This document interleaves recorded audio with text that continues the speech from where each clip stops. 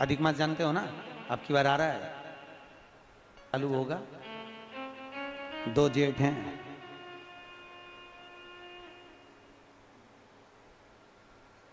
एक जेठ इतना भारी पड़े, 2 जेठ कहीं करेगा। 2 जेठ।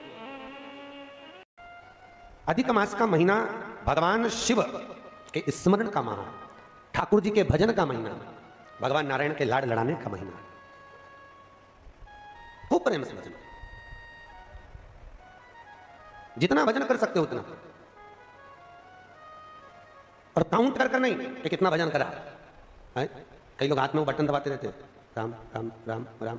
काउंट नहीं करना, कर लो जितना कर सकते हो। अधिक मास के महीने में जितना पुण्य कमा सकते हो कमा है। अधिक मास की पंचमी तिथि के दिन गन्ने का रस, गन्ने का रस जानते हो, ईख का रस, गन्ने का रस तुलसी जी के क्यारे में हाथ में लेकर 7 बार अपना नाम और गोत्र बोलकर छोड़ दो। जिंदगी में 3 साल में तो करोड़पति बनकर बैठ जाओगे, कभी लक्ष्मी की कमी नहीं। टेंशन में जिंदगी जी रहे हो तो अधिक मास की शिवरात्रि मत छोड़ना। 5 दिए अधिक मास की शिवरात्रि पर जरूर लगाना। पहला, शंकर मंदिर के द्वार पर, मतलब शिव मंदिर के बाहर। दूसरा, बेलपत्री के वृक्ष के नीचे। तीसरा, आंवले के वृक्ष के नीचे। चौथा, नदी का घाट या कुएं का घाट या तालाब का घाट या सरोवर का घाट या आपके घर में कोई पानी का हंडा हो उसके पास में। और 5वां, अपने दरवाजे की चौखट पर राइट हैंड में दिया अवश्य लगा। ये अधिक मास की शिवरात्रि पर जरूर करना। जिंदगी में कितना भी धक्का खा रहे हो गए, भगवान हाथ पकड़कर खींचकर बाहर कर ही देगा। शिव तत्व को जानिए। अमावस्या, पुरुषोत्तम की अमावस्या। तुलसी की लकड़ी पानी में घुमाकर, लकड़ी नहीं हो तो माला तो होगी ही, जल में भ्रमण कराकर, जल में घुमाकर, तुलसी की लकड़ी को जल में डालकर स्नान जो करता है, मात्र घुमाना है, लकड़ी डालकर नहीं रखना है, घुमाकर अपने पूजन वाले स्थान पर रख लो, या पानी में पहले से घुमा लो, उस पानी को ले जाकर डाल दो। अमावस्या स्नान जो जीव करता है, शिव महापुराण की कथा कहती है, जितनी वर्ष में सोमती पड़ती है, सोमती अमावस्याएं पड़ती हैं, शनिचरी अमावस्याएं पड़ती हैं, सारी अमावस्या का पुण्य उस जीव के खाते में चला जाता है। कितने मालपुए दान करते हैं अधिक मास में? 33। 31 नहीं लिखे हैं, अधिक मास की कथा में लिखे हैं 33। 33 ही क्यों करते हैं? काहे के लिए करे जाते हैं 33 मालपुए? कोई महाराज जी से पूछियो कि भैया 33 ही क्यों, 31 कर दो, 32 कर दो, और मालपुए क्यों? रसगुल्ला कर दो, इमरती कर दो, जलेबी कर दो, पर मालपुए लिखे हैं अधिक मास की कथा में, मालपुए, और वो भी 33। 31 नहीं। अभी तक आपने जितने भी दान करे 21 कर लो, 11 कर लो, 108 कर लो, पर 33 ही मालपुए अधिक मास में। तो अधिक मास की कथा में यह वर्णन किया गया है कि मालपुए इसलिए दान करे जाते हैं क्योंकि मालपुए जब बनाए जाते हैं तो उसमें बारीक बारीक छिद्र हो जाते हैं। जितने मालपुए में छिद्र पड़ते हैं उतने नरकों में हमारे घर के पूर्वजों को जाना नहीं पड़ता और वो परमात्मा के धाम चले जाते हैं। इसलिए मालपुए दान कर जाते हैं, रसगुल्ला नहीं। और 33 क्यों? 30 दिन के तो 30, 31वें नंबर का मालपुआ। हमने अगर बेटी के घर का अन्न खा लिया हो, हमने बेटी के घर का अगर भोजन कर लिया हो तो उसका दोष ना लगे, इसलिए 31वें नंबर का मालपुआ दान होता है। 32वें नंबर का मालपुआ हमने ब्राह्मण और गुरु के घर का अगर कुछ खा लिया हो तो उसका दोष ना लगे, इसलिए 32वें नंबर का मालपुआ होता है। और 33वें नंबर का मालपुआ हमने किसी के घर का सूतक या सावड़ का खा लिया। सूतक सावड़ जानते हो ना? मरे के बाद में अगर किसी के यहाँ कुछ पा लिया जाए तो सूतक का है, और सावड़ मतलब किसी के यहाँ बच्चा जन्म ले ले उसके अंतर्गत हम भोजन कर लें तो सावड़ का। हमने अगर सूतक या सावड़ का भोजन कर लिया हो तो हमें दोष ना लगे, इसलिए 33वें नंबर का मालपुआ होता है। ये 33 मालपुए का दान इसलिए करा जाता है कि हम नरकों में ना पड़े, हमारे पूर्वज, हमारे घर के जितने भी पूर्वज गए हैं वो नरक में ना पड़े, इसलिए मालपुए का दान देने से हमारे पूर्वज तर जाते हैं। मालपुए का दान 33। तो शिव कथा कर रही है। चंचुला ने भगवान शिव के मंदिर में बैठकर कथा का रसपान करा, और उस रसपान को करने के बाद में मन में थोड़ा सा ग्लानि उत्पन्न हुई, थोड़ा दुख हुआ, मैंने क्या कर दिया, अपना जीवन यूं ही निकाल दिया, बचपन गवा दिया, जवानी गवा दिया, धेड़ी गवा दी, और बुढ़ापा आ रहा है तो वो भी यूं नष्ट हो जा रहा है। चोरी का अन्न लाते थे, मैं खाती थी, वो जीवन गया। अब थोड़ा भजन किया, वापिस गई चंचुला। जिस ब्राह्मण ने शिव महापुराण की कथा सुनाई थी उसी ब्राह्मण के पास पहुंची, उसी ब्राह्मण के पास। ब्राह्मण देवता गुरुजन, आप मंदिर में शिव कथा कह रहे थे और कथा में मैंने बहुत सारा व्याख्यान सुना कि पापी को कैसा कैसा त्राण भोगना पड़ता है। प्रभु, मैं बेधव्य विधवा, ऐसा कोई कथा सुना दीजिए जिससे मैं परमात्मा के धाम को चली जाऊं। ब्राह्मण ने वापिस शिव महापुराण की कथा सुंदर सरोवर के तट पर चंचूला को श्रवण कराई और चंचूला उस कथा को सुनकर भगवान शंकर के कैलाश धाम पर पहुंच गई, जहां पार्वती जी की सखी बनकर निवास किया है चंचूला। इतनी पापी की पत्नी होने के बाद, बिंदु जो कपटी था, पापी था, छली था, उसकी पत्नी होने के बाद भी यहां भाग पार्वती की सहेली का, पार्वती जी की सखी बनी। बड़ी सुंदर।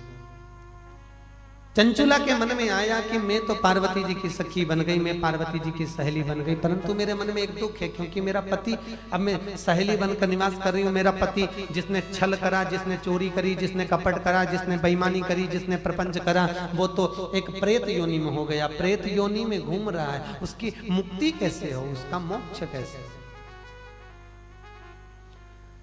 तो सूत जी सोनक जी को कह रहे हैं, उस पति के मोक्ष के लिए चंचूला ने पार्वती जी से पूछा, मां जगत जननी अम्बा, जगत धात्री मां दुर्गा, हे जगदम्बा, हे पार्वती, कुछ ऐसा नियम बता दो जिसको मैं कर कर अपने पति को मोक्ष दे दूं, प्रेत योनि से वो छूट जाए। तब चंचूला के शब्द सुने तो तुरंत पार्वती जी बोली, इसका तो एक ही उपाय है, अगर जिस कथा को मैंने शंकर जी के मुख से सुनी थी, वही शिव महापुराण की कथा अगर तेरे पति के निमित्तार्थ कराई जाए तो तेरा पति भी मोक्ष पा जाएगा और वापिस मोक्ष पाकर तू अखंड सौभाग्य को धारण कर सकती है। अरे बोलो जम के। 26वें नंबर के मालपुए पर अधिक मास में विष्णु पुराण में लिखा है, 26वें नंबर के मालपुए पर अगर वैजंती माला को रखकर दान दे दिया जाए तो जिंदगी में कभी कमर घुटने का दर्द होता ही नहीं है, कभी जिंदगी भर नहीं हो सकता। वैजंती का दान इतना प्रबल है। वैजंती माला 26 अधिक मास में 33 मालपुए में से 26वें मालपुए पर अगर वैजंती माला का दान कर दिया जाए तो वो माला की प्रबलता से घुटने और कमर का दर्द शांत हो जाता है, समाप्त।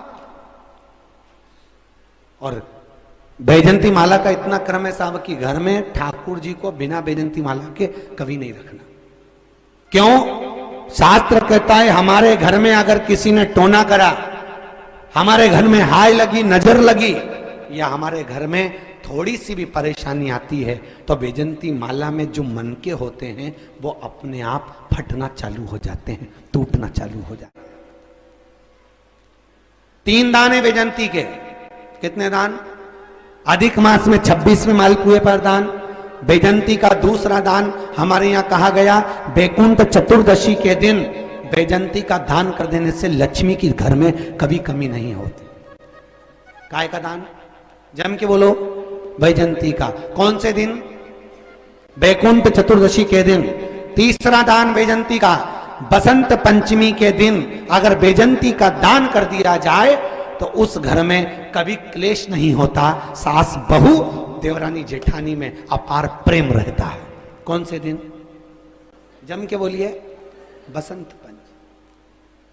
3 वैजंती के दान। पहला दान अधिक मास में कौन से मालपुआ? 26वां मालपुआ वैजंती का दान। दूसरा बैकुंठ चतुर्दशी के दान, किसके लिए? लक्ष्मी के लिए। तीसरा बसंत पंचमी के दिन वैजंती का दान, काय के लिए? घर परिवार में प्रेम को बढ़ाने के लिए। हिरण्यकशिपु ने वर मांगा था, ना नीचे मरूं, ना ऊपर मरूं, ना अंदर मरूं, ना बाहर मरूं, ना अस्त्र से मरूं, ना शस्त्र से मरूं, ना दिन में मरूं, ना रात में मरूं, ना नर से मरूं, ना परशु से मरूं, और ना ही मैं 12 महीने में मरूं। भगवान ने तथास्तु कह दिया था और एक अधिक कर कर मेरे भगवान ने एक अधिक कर कर मल मास को प्रकट करा, अधिक मास को प्रकट करा और अधिक मास को प्रकट कर कर उसको उस अधिक मास में नरसिंह भगवान प्रकट होकर हिरण्यकशिपु का संहार करे। माता लक्ष्मी एक बार भगवान विष्णु से प्रश्न करी है कि ये सारा ठाट भगवान नारायण आपको बैकुंठ का राज्य कैसे मिला, आप बैकुंठ के अधिपति कैसे बने, आपको ये बैकुंठ कैसे प्राप्त हुआ।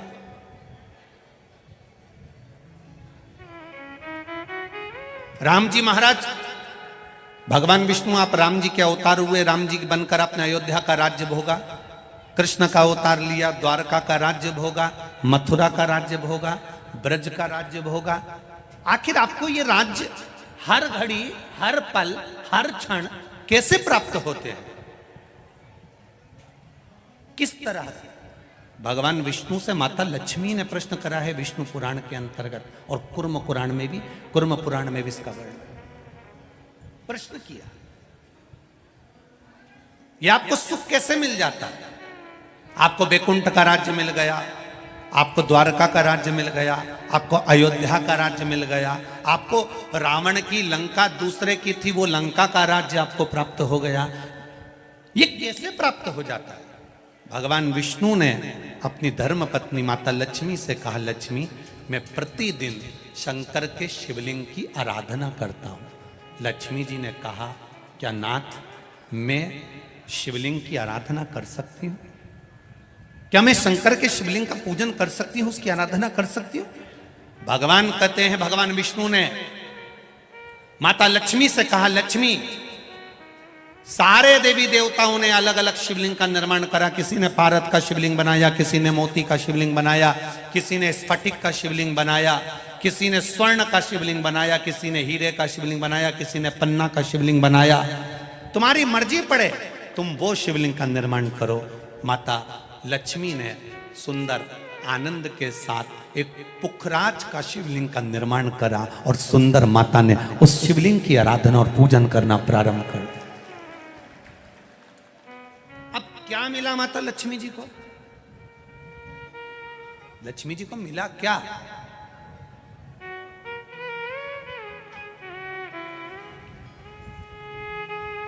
क्या प्राप्त हुआ माता लक्ष्मी जी?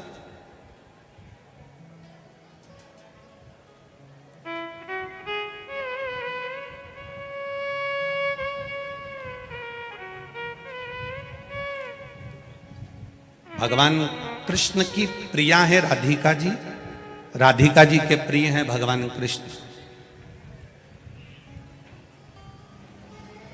राम जी को बीच में कुब्जा भी मिली, सुपनखा भी मिली, पर मेरे नारायण को बहुत कुछ प्राप्त हुआ, पर आज भी लक्ष्मी जी को क्या मिला है? तो कहा, लक्ष्मी तुम किस चीज के लिए शिव जी की आराधना कर रही हो? लक्ष्मी जी कहती हैं, बस आपके चरण की सेवा मुझे दिन रात मिले। नारायण कहते हैं, मैं तो भगवान शिव के सेवा में लगा रहता हूं और आप मेरे चरण की सेवा मांग रही हो? तो मेरे चरण की सेवा ऐसे नहीं मिल सकती। कोई देगा तो वो देवाधिदेव महादेव ही दे सकते। घोर तप माता लक्ष्मी ने करना प्रारंभ करा। शिवलिंग का स्नान कराती, शंकर भगवान का अभिषेक करती, शंकर भगवान की पूजन करती, शिव जी का सुंदर आनंद से श्रृंगार करती। मेरे देवाधिदेव महादेव, मेरे काल अधिपति महाकाल राजा, मेरे विश्वनाथ भगवान स्वयं उस शिवलिंग में से प्रकट होकर बोले, लक्ष्मी तुम्हें क्या चाहिए? लक्ष्मी जी कहती हैं, प्रभु आपने मेरा विवाह नारायण के साथ तो कर दिया, पर नारायण दिन रात आपकी सेवा में लगे रहते हैं तो उनके चरण मुझे नहीं मिल पाते। शंकर भगवान ने कहा, मैं वचन देता हूं लक्ष्मी, तू नारायण के चरणों में सदा विराजमान मिलेगी।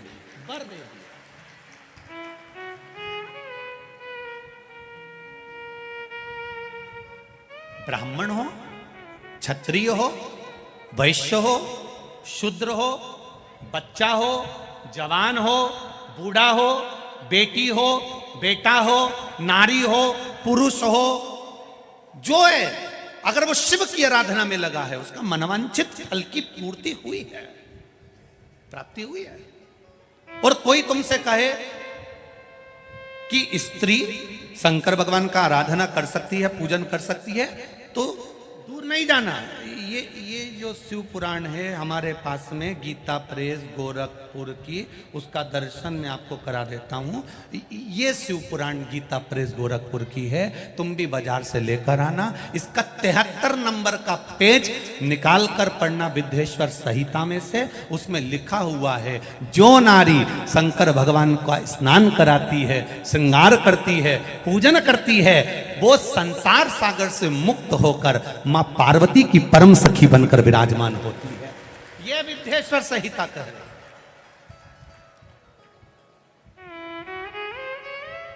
और इसी शिव महापुराण का 73वें नंबर का पेज पढ़ने के बाद में 75 नंबर पेज को पढ़ना विद्येश्वर संहिता का। उसमें लिखा है, जो शंकर भगवान को जल चढ़ाकर उस जल का आचमन करता है, वो 3 ताप से दूर हो जाता है। ये मेरा निवेदन है आस्था चैनल वालों से। पन्ना मैं निकाल रहा हूं और उसको मैं लाइन से, अक्षरों पर लाइन दिखा रहा हूं। मेरा निवेदन है, आप भी बताना कि शंकर जी पर जल चढ़ाकर पीने का कितना लाभ है। प्रश्न नंबर 75।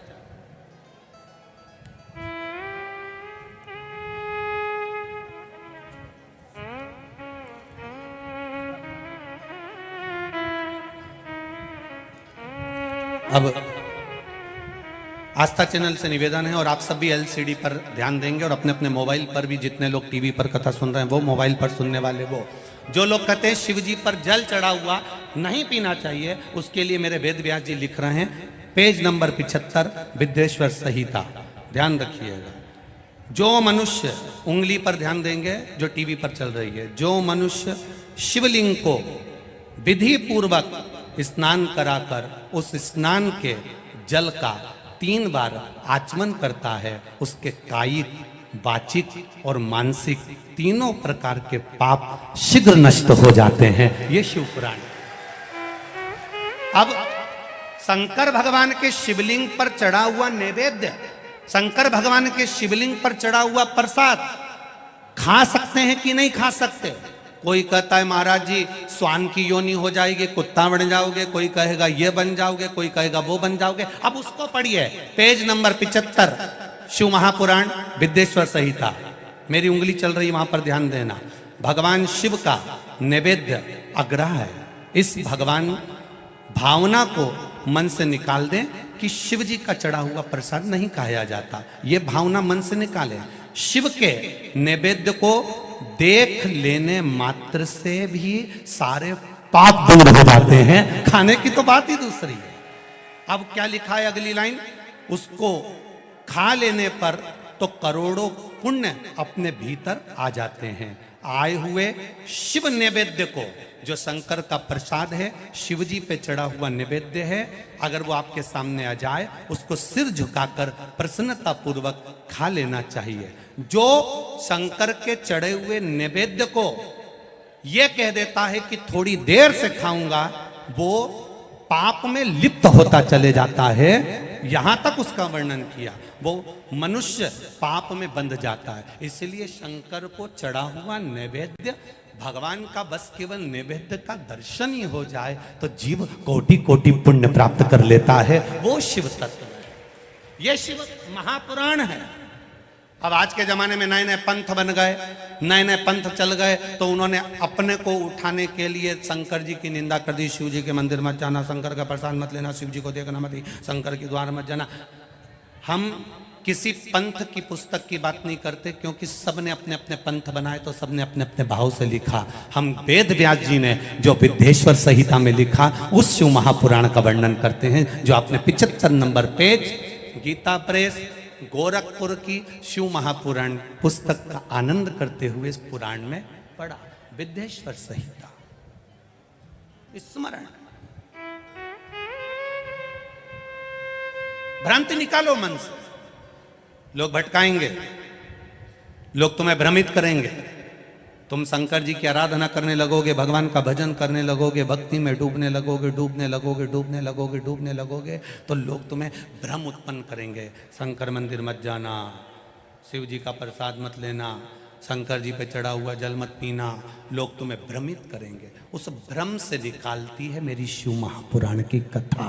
आप एक एक शब्द का स्मरण करो। मेरा निवेदन है, जिसने शिव को जान लिया उसने संपूर्ण जीवन भगवान के सुपुर्द अपना कर दिया और अपने जीवन को भगवान शिव का मात्र स्मरण कर लेने पर, भगवान शंकर का मंत्र का जाप कर लेने पर, भगवान शंकर के नाम स्मरण में डूब जाने पर जीव को आनंद की अनुभूति तो होती ही है, साथ में कार्य की सिद्धि भी होती है।